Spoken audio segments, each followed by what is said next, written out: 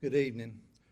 Putnam County continues to recover from the major tornado damage. We have completed our first search of all the damaged area. We're approximately 90% complete with our second search. We plan to have the remaining 10% of that second search complete by noon tomorrow. We have made some great progress today. We have decreased the number of unaccounted persons to 3. As you well know, that started out at about 88, and we have worked it down through the day today to only 3. The good news is our death count has not risen. We still remain at 18. I will tell you, though, that today there was a skeleton remains found of a body in the area, but we do not think that it is storm related. It appeared to have been there for a year or so, and I'll let Sheriff Farris, as he gives his account, go into that with more details. We released a list of the deceased this morning to you. We have identified all of the 18 deceased.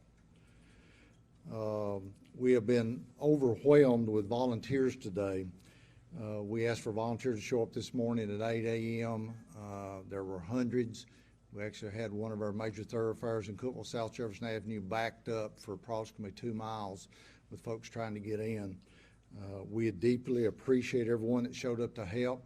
We estimated that all in total, we had somewhere around 2,500 people that came to Putnam County, or folks that already live here that are our citizens that came out to help. We can never voice words that shows our deepest gratitude and appreciation for all the outpouring we have seen from our community, whether it's been those volunteers coming out, whether it's been our large construction companies that have brought in heavy equipment to help our road and street departments with clearing the roads and clearing debris. It's been amazing. Food donations, monetary donations, supplies. It continues to pour in, and for all of that, from whoever you are and wherever you are, our deepest appreciation to you.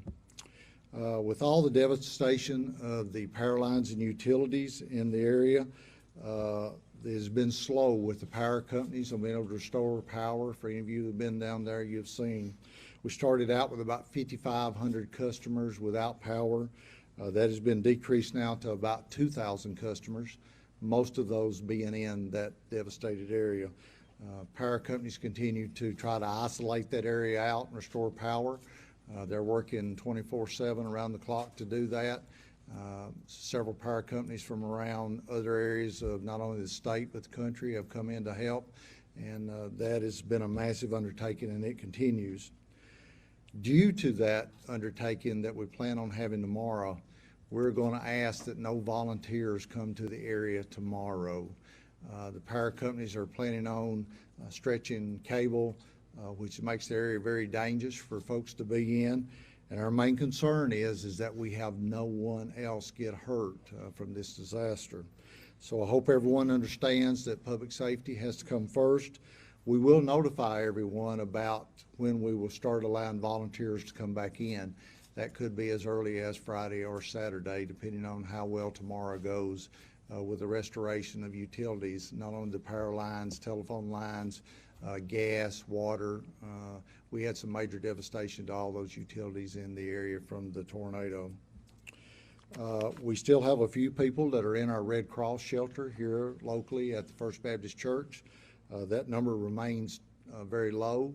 Most of those folks have went to stay with family, friends, or in some of our local hotels and motels. Our distribution center, which was set up at the Cookeville Community Center, continues to operate. That location is 240 Carlin Avenue. That is set up for anyone affected by the storm to be able to come and receive water, non-perishable food, baby clothes, diapers, supplies.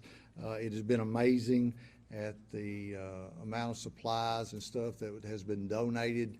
We've actually even had tractor trailer trucks come in loaded with water and other supplies that have been brought in.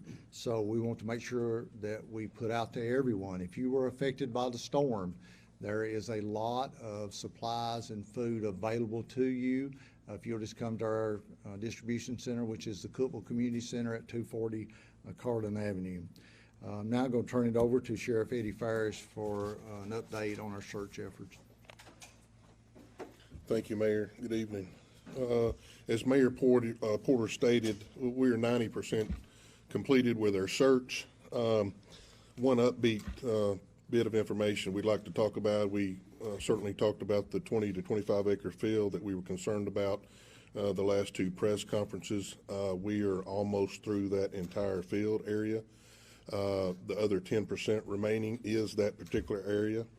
We will complete that starting tomorrow and finish that by noon tomorrow at the latest. We will have law enforcement and first responders there tonight on the scene, working around the clock. Curfew is active starting at 7 p.m. tonight till 8 a.m. in the morning. And the curfew is only affected to the affected area. It's only required in the affected area. It's not for the whole county. We had a little confusion last night on that. We have asked and received from the FAA a temporary flight restriction over the area. We had some issues the last couple of days with flights coming over and flying at low altitude and sort of hindering some of our search and getting in our space. That also is restricted for drones as well. That'll be in effect until Friday at 10 a.m. As Mayor Porter stated, we did find a body today as we were searching for the tornado victims. The body had been there for quite some time. It is being worked as a death investigation by Cookeville Police Department and is an ongoing investigation, and there's not a whole lot else to report on that. With that, I'll turn it over to Mayor Shelton. Good evening. As you can see behind us, we have established a monetary donation site, and it's Cookeville Putnam County Tornado Relief Fund. There are a couple of ways right now that you can, individuals can donate to that. That is at all 19 locations of Bank of Putnam County, or we have a Venmo set up, or we will have a PayPal set up by tomorrow. And all those links are on my Facebook page, and they're also on our EMA pages and Mayor Porter pages as well. We still continue to utilize the Help Now at putnamcountytn.gov, and that's for any information, or if you need to offer services to donate or any product to donate. The number you also know, 931-646-INFO, 931-646-4636, is still active for general information. We also have the food distribution to victims number, which is 931-526-8015 if you have anything that you want to make sure that gets to the people that have been affected. And then we have a number for if you have an organization that wants to provide food for workers on site.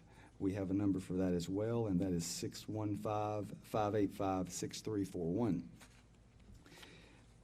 Presently in the city of Cookeville, Mayor Porter talked about the amount of people without power. That is outside the city limits, served by Upper Cumberland Electric Membership Corporation. Inside the city limits of Cookeville, there are 150 customers still without power, and that will be down to 75 within 2 hours. So the rest of that will be finalized tomorrow.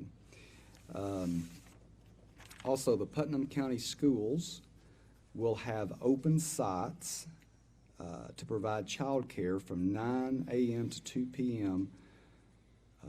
Only for families that have been affected by the storm. So that's what the site is for, and these will be located at Baxter Primary, Cornerstone, Cane Creek Elementary, Upperman Middle School, and Upperman High School.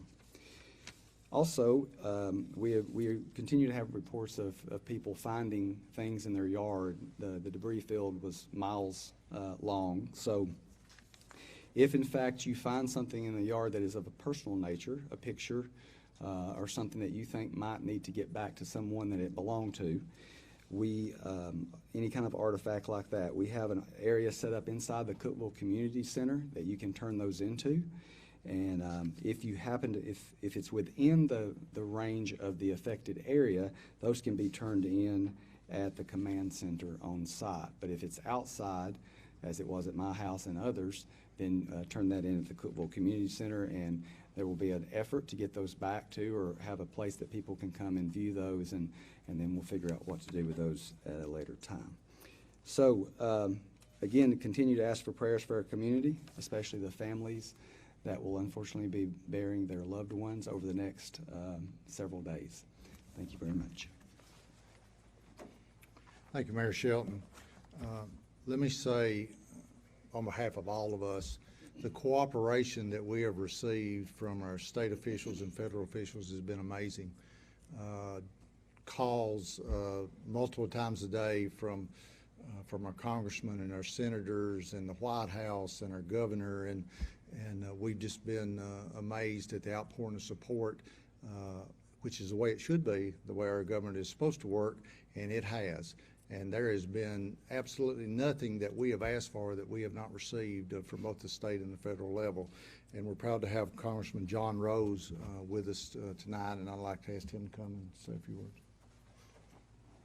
Thank you, Mayor Porter. It's a privilege to be here, and I want to just begin by applauding our local officials, Mayor Porter, Mayor Shelton, Sheriff Ferris, and their team of first responders here in Cookeville and Putnam County for the fantastic effort that they've made in the last 2 days to help the community respond to this tragedy.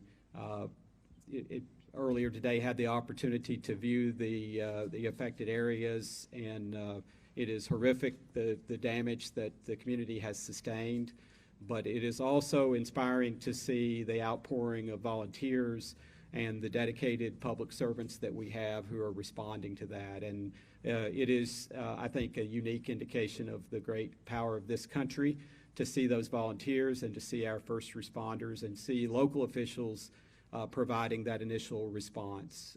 As Mayor Porter indicated, both I and the other members of Tennessee's congressional delegation have committed to work cooperatively with the governor's administration, or Governor Lee's administration, to make sure that the federal response is what it should be. It's my understanding that efforts are well underway to submit the request for disaster declaration, and that will be forthcoming at the appropriate time. And I have assurances both from the White House and from my colleagues in the Congress that the appropriate federal response will be there.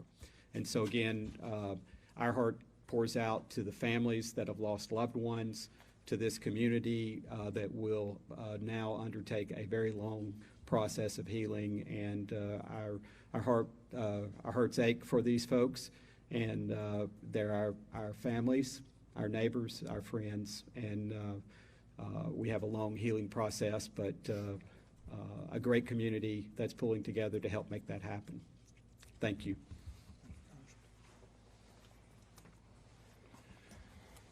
Thank you, Congressman Rose. We appreciate you being here and all your support that you've shown us. As I said earlier, the outpouring of support and love from our community has been nothing short of amazing. From the bottom of all of our hearts and everyone involved, we want to say thank you to everyone for everything that's been done. Please keep those families in your prayers, and also our workers, our emergency service workers, law enforcement that are going through these dangerous areas with all the debris as they work on a day-to-day basis, and making sure that everyone is accounted for. Unless something major happens through the night or tomorrow morning, our next update will not be until tomorrow evening at 5:15. And we'll answer any questions if you have any tonight. Yes, I have a question. Good Yes. evening.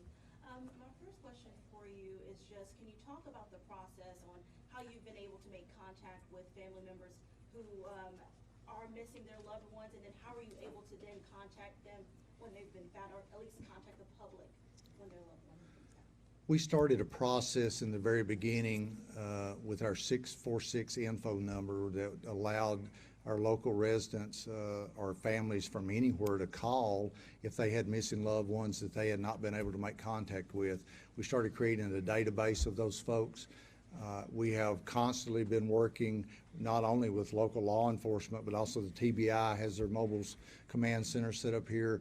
They have been a major help to us in locating these folks.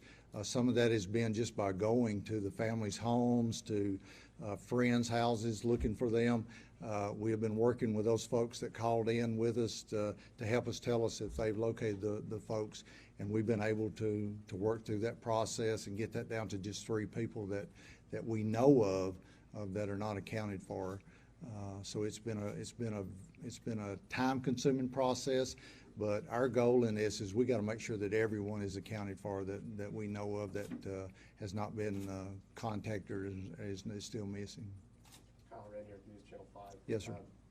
What do you guys think the injury number